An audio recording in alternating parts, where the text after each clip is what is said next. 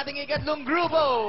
Naniniwala sila na bawat miyembro ng kanilang grupo ay born to be a star. That's what we are! Mula sa San Clemente, Tarlac, please welcome Rising Star Dancers! It's showtime!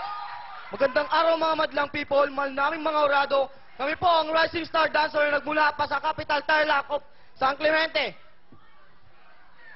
This is your show, this is your time, it's showtime! Ay sus!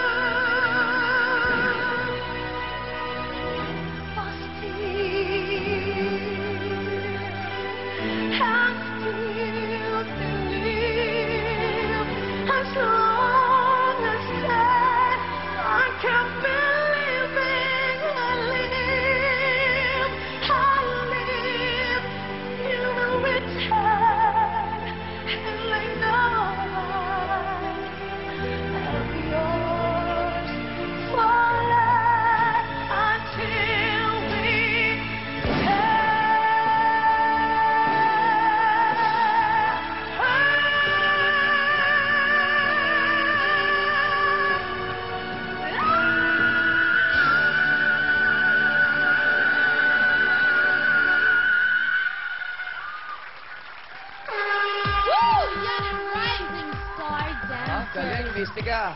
Para tayong nanonood ng Broadway play. Palakpakan mo natin si Mystica. Ayan, na-miss namin si Mystica. Tagal naman nawala. Nakapag-split ka pa ba? Okay, Kuya Kim, pasok! Okay, Madlang People! Bago kayo mag-score mga Madlang People, isa munang sulit na trivia para sa makamising at mahilig magluto.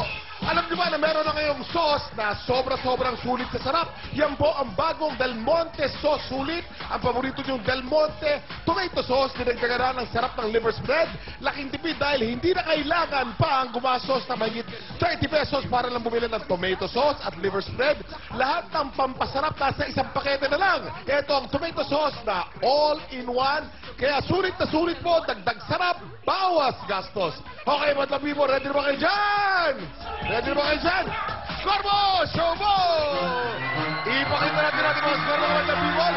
Dito tayo sa Madlang Likuran. Halika, sulitin natin. Nagustuhan ng ating mga kalahok, ng ating mga Madlang People, ng ating mga kalahok.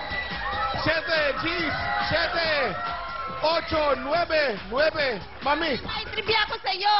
Trivia. Ano po trivia niyo sa akin? Nakamaliit na itlog ng manok. Ito po yung hawak niyo. Itlog po ng manok to? Opo. Itlog po ng manok to. Saan niyo po nakuha po ito? Alaga po namin yan, bantam. Bantam. Kaya maliit talaga.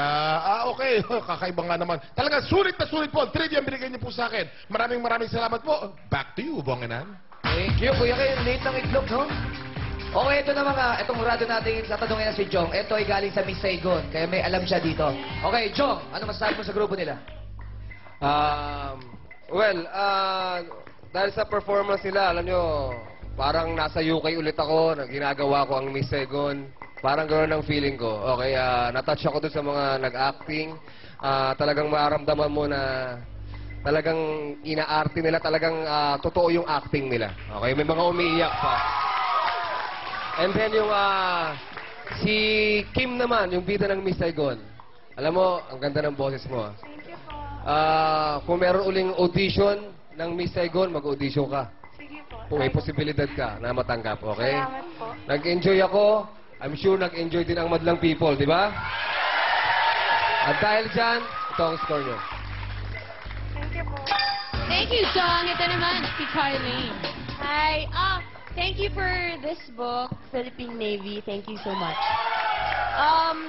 Ang galing nyo lang talaga. Tapos yung boses mo nakakaingit. Alam mo ba, frustrated singer ako kaysa maging beauty queen. Gusto ko maging singer. Pero hindi masyado maganda yung boses ko eh. So, tapos nakapon. Ayun. Tapos yung intro nyo lang, sayang. Importante yung introduction. Pero nakabawi kayo sa ganda ng boses ni Kim na may gold na buhok. At dahil ang ganda ng boses mo, nadala mo Thank you po. yung number. Ito ang score nyo. Thank you, Curly. Ito naman, Bobby. Dito ko nakita in spite of some technical difficulties, if you're talented, your talent will shine through. Kaya para sa inyo, ito yung bibigay ko. Thank you. Ito naman, Miss Gladys. Talagang na-entertain ng gusto si Archie Ripic at si Ulingling at pati na rin ng Jellybean at Joy for All Seasons sa ginawa ninyo. At syempre, alam mo, yung kanta mo, yung boses mo, napakaganda. Although sana mas klaro lang talaga yung wordings kasi medyo parang hindi namin maintindihan sa umpisa, no? Pero sobrang outstanding yung performance ni Kim. At sabi nga may konting sablay sa umpisa, pero sobrang nakabawi kayo sa performance ninyo. At talagang reminiscing ang araw na to dahil na-reminisce na naman namin ang Miss Saigon. Sa ginawa nyo yan, etong bagay sa inyo. And thank you, Miss Gladys. Ito na, guys. Ganda. Okay. Saan yung nag-intro? Halika rito, halika rito. Halika rito. O ngayon, Loko. ngayon nahihiya ka, natatakot ka, di ba? Na, alam mo, hindi naman ganun kahirap yung mag-intro. Kung pagsasanayan natin, alam mo namang sasali ka, ba't hindi mo pinaghandaan? Di ba? Ang nakakainis kasi doon, pasensya ka na, sasabihin ko lang yung nararamdaman ko, ha? Ang nakakainis kasi doon, ang galing ng grupo mo, pero maaaring ikaw ang magpahamak sa kanila. Ilang beses ko bang sasabihin sa inyo na may puntos ang intro? Diba? May puntos ang intro. Maging leksyon to sa inyo, sa iyo, ha? Huwag sanang ikabagabag mo at ikasira ng moral mo, pero maging leksyon to sa iyo. Ang lahat ng bagay na gagawin natin, kailangan nating paghandaan. Hindi pwedeng daanin sa bara-bara at bahala na. Okay? Kasi yung gagawin mo, hindi lang makakaapekto sa iyo, kundi sa buhay ng ibang taong kasama mo. Tama? Lagot ka. Kasi ang galing. Alam mo ba, sabi ko pa nga kay Gladys, itong sample-sample, ano kaya kakantayin ko mamaya? Parang gusto kong kumanta ng Miss Saigon. Talaga, kasi favorite ko ang Miss Saigon. At napanood ko yung first showing ng Miss Saigon sa Pilipinas, yung unang-unang gabi sila nag-perform. At sulit na sulit ang binayad ko. Wow. Oo, dahil kay Miss Lea Salonga, sulit na sulit talaga. Napakabongga talaga nun. Tapos nung kumanta ka na, ang ganda ng boses mo. Ang ganda-ganda ng boses mo. Oo. Buti na nga lang, alam ko yung kinakanta mong pang Miss Saigon at may nakalagay doon sa Manila paper na Miss Saigon. Kasi kung ibabatay ko sa itsura mo, parang babae sa balete ang nakita ko sa'yo, ate. Diba? Ganyan ba ang buhok ni Kim sa Miss Saigon? Baka si Rapunzel ang napanood mo, ate. Diba? Parang naguluhan ka, pirated yung nabili mo, ate. Yung nakita mong buhok, ang napanood mo, si Goldilocks yun, nagpariban. Ang ganda. Gusto ko kayong manalo. Ang ganda ng boses mo, ha? Thank you po. You are sunlight and I joined by the gods of fortune. Si Chris, kung mananalo kayo rito, sana sa weekly finals, kumanta yung Chris, mag-duet kayong dalawa. Dapat perfect, pero dahil tsaka yung intro, 9 ang binigay ni Mai. Maraming salamat sa ating mga orados. Kaya naman, Kuya Kim, sino sa waiting list? Pasok! Kung tinigan mo ng gusto, nasa mga screen natin ngayon, yan po si Jong Hilario at si Vice Kantagawa ng ating mga repeater. At huwag po natin kakalimutan, sa May 12 na po ang opening ng Here Comes the Bride.